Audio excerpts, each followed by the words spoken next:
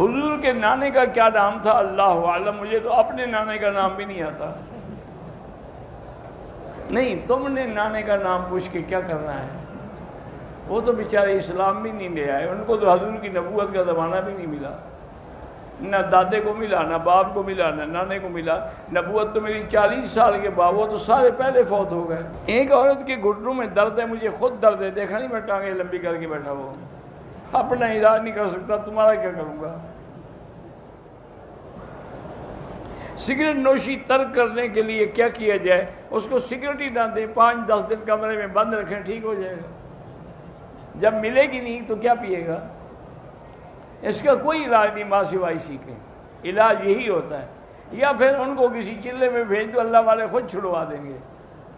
5 دن ہم مدینے میں رہے، اب 5 دن یہ، تو بہرحال جتنی پہلی نمازیں ملا، پہلی نمازیں نہیں، ایک ہی دفعہ 40 نمازیں پڑھنی ہیں۔ اب تم نے پچھلے سال جو پڑھی تھی وہ بھی شمار کر رہے ہو۔ ماشاءاللہ ہمارے لوگ ہیں بڑے ہوشیار، اللہ سے بھی حساب کرتے ہیں اور کوشش کرتے ہیں کہ اللہ کے ساتھ بھی ڈنڈی ماریں۔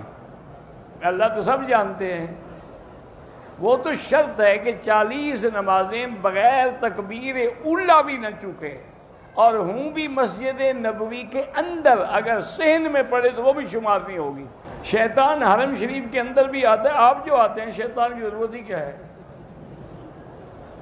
کیونکہ شیطان ضروری تو نہیں نا، من الجنت والناس، جنوں سے بھی ہوتا ہے انسانوں سے بھی ہوتا ہے۔ یہاں انسانوں والا کام کرتے ہیں، باہر جنوں والا کام کرتا ہے۔